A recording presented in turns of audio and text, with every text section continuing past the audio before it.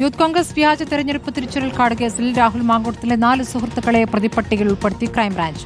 Ashwanth S Kumar, Jishnu J Nair, Nubin Binu, Charlie എന്നിവരെയാണ് കേസിൽ പ്രതി ചേർത്തത്. വ്യാജ തിരിച്ചറിയൽ കാർഡ് നിർമ്മിക്കാൻ യഥാർത്ഥ തിരിച്ചറിയൽ കാർഡ് ശേഖരിച്ച് കൈമാറിയെന്നാണ് ഇവർക്കെതിരെ ചുമത്തിയ കുറ്റം. യൂത്ത് കോൺഗ്രസ് വ്യാജ തിരിച്ചറിയൽ കാർഡ് കേസിൽ അന്വേഷണം ഊർജിതമാക്കിയതിന് പിന്നാലെയാണ് 4 പേരെ കൂടി പ്രതിപ്പട്ടികയിൽ ഉൾപ്പെടുത്തിയത്. രാഹുൽ മാങ്കൂട്ടത്തിലിന്റെ വിശ്വസ്തരായ Ashwanth S Kumar, Jishnu J Nair, Rubin Binu, Charlie എന്നിവരെയാണ് പ്രതി ചേർത്തത്.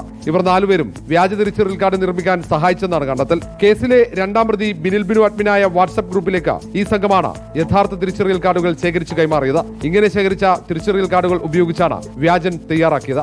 ബിനിൽ ബിനുവിന്റെ മൊബൈൽ ഫോണിൽ നിന്നും ലഭിച്ച നിർണായക വിവരങ്ങളാണ് ഇവരെ കുടുക്കിയത്. അതേസമയം കേസിൽ രാഹുൽ മാങ്കൂട്ടത്തിലിനെ അന്വേഷണ സംഘം വീണ്ടും ചോദ്യം ചെയ്യും. യൂത്ത് കോൺഗ്രസ് സംഘടനാ തെരഞ്ഞെടുപ്പിന് വേണ്ടി വ്യാപകമായി വ്യാജ തിരിച്ചറിയൽ കാർഡുകൾ നിർമ്മിച്ചതായാണ് കണ്ടെത്തൽ. സംഭവത്തിൽ സംസ്ഥാനത്തെ വിവിധ പോലീസ് സ്റ്റേഷനുകളിലായി 6 കേസുകളാണ് രജിസ്റ്റർ ചെയ്തിട്ടുള്ളത്. റിപ്പോർട്ടർ, തിരുവനന്തപുരം.